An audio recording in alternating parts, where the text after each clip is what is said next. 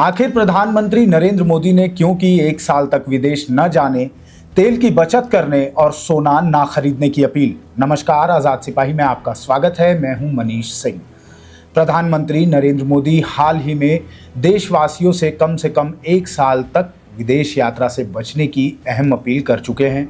पहली नज़र में यह भले ही एक सामान्य सलाह लगे, लेकिन इसके पीछे देश की अर्थव्यवस्था को मजबूती देने और वैश्विक संकटों से बचाने का एक बहुत बड़ा संदेश छिपा है।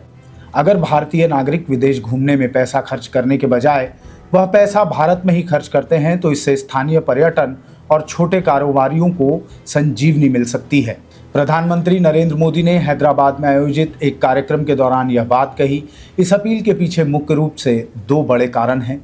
पश्चिम एशिया में लगातार बढ़ता तनाव और युद्ध की स्थिति, दूसरा दुनिया में छाई आर्थिक अस्थिरता के बीच भारत की अर्थव्यवस्था को सुरक्षित रखना।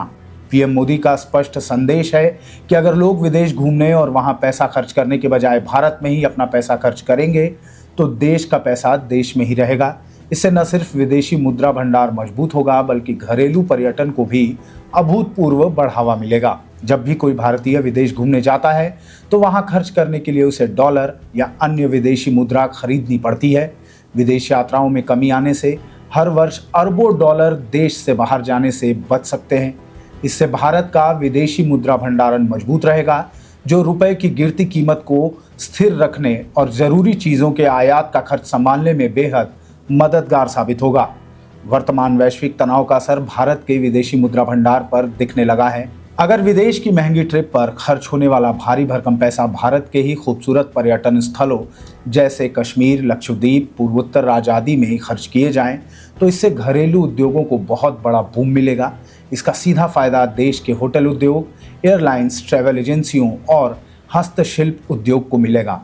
पर्यटन मंत्रालय के आंकड़े भी बताते हैं कि भारत में घरेलू पर्यटन पहले से तेजी से बढ़ रहा है, जिसे इस कदम से और रफ्तार मिलेगी। पर्यटन एक ऐसा सेक्टर है जो सबसे ज़्यादा रोजगार पैदा करता है। देश के भीतर ज़्यादा पर्यटन आने से जमीनी स्तर पर अर्थव्यवस्था मजबूत होती है। इससे taxi driver, tour guide, hotel staff, home stay मालिक, छोटे रेस्तरां चलाने वाले और स्थानीय दुकानदारों की सीधी कमाई बढ़ती है। खासतौर पर देश के पहाड़ी और ग्रामीण इलाकों में जहां रोजगार के सीमित साधन हैं, वहां पर्यटन आजीविका का एक बहुत बड़ा और स्थायी समाधान बन सकता है। प्रधानमंत्री नरेंद्र मोदी ने आगे कहा कि संभव हो तो वर्क फ्रॉम होम को प्राथमिकता दें, 1 साल तक सोना खरीदने से बचें, पेट्रोल डीजल की खपत घटाएं, मेट्रो और पब्लिक ट्रांसपोर्ट का ज़्यादा इस्तेमाल करें, रासायनिक खाद पर निर्भरता घटाकर प्राकृतिक खेती अपनाएं। फिलहाल सोने की कीमत करीब 1.52 लाख डॉलर प्रति किलो है। इन कीमतों पर सोना खरीदने से भारत के फॉरेन रिजर्व में डॉलर तेजी से घटेगा। सोने की बढ़ी कीमतों के चलते गोल्ड इंपोर्टर्स हाथ पीछे खींच रहे हैं और कम सोना भारत आ रहा है। वहीं अमेरिका ईरान जंग शुरू होने के बाद दुनिया भर में तेल की कीमतें 50% तक बढ़ी हैं।